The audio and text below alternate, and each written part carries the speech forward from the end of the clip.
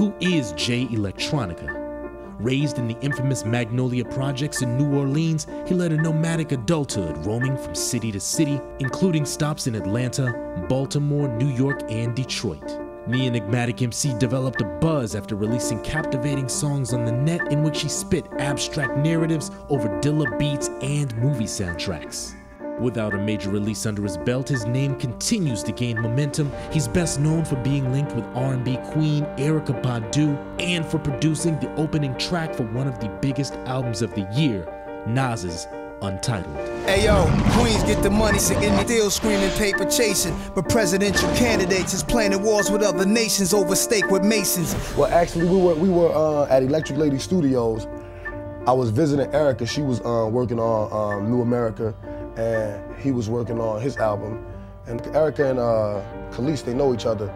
They were saying peace or whatever, so when he was getting ready to leave, I was like, well, I'm gonna give Nas, I had the My World record.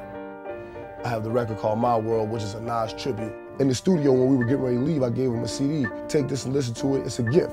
And he was like, okay, cool, peace or whatever, blah, blah, blah. And we left, and then like, later that night, it was like 3 o'clock in the morning, I guess he was still in the studio. He called Erykah, and Erykah gave me the phone. He was just like, yo, man, you got some good shit. You know, come by to the studio tomorrow, let's chop it up, blah, blah, blah. And that was the beginning, that's how we met, and that's how that came about. And all that, like the Queens Get the Money joint that came about in that same time period. I remember there's a few tapes that I played that I don't know how many times I played it. Like, I wrote it. I know it so much. Illmatic is one of those tapes that always been, and you know, I've always been a fan of Nas. You can't be a rapper right now and say that you're not influenced by Nas like he says.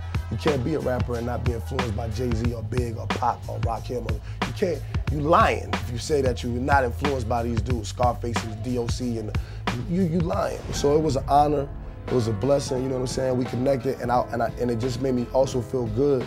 It's always a good feeling as an artist for somebody, for Jimi Hendrix to walk up to you with your guitar and say, oh man, that's some dope right there, you playing on the guitar. Like, oh man, thanks a lot, Jimi Hendrix. You know what I'm saying? So that's what it's like. That's how I would describe the feeling that it is to work with Nas. We become close as friends. I'm still always grateful on a humble level, you know what I'm saying, for the experience and everything.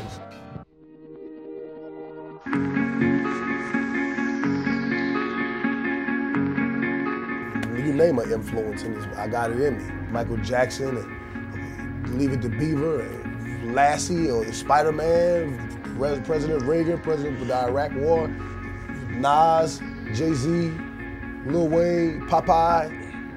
It all influences you. My sound is a description of 2812 Ferret Street in the Magnolia Projects at my grandmother's house upstairs, and it would be a split screen, 1817 Burdett Street in the 17th Ward in Calton at my mom's house, and I should just get some pictures to put them up on. Really, my mom and my grandmother. Now that I'm really thinking about it, those are the people that had the greatest influence on me in my life. Because when I was growing up, all the things I'm talking about, Spider-Man, Incredible Hulk, all that stuff was stuff that they were exposing me to, and I was just experiencing it, you know.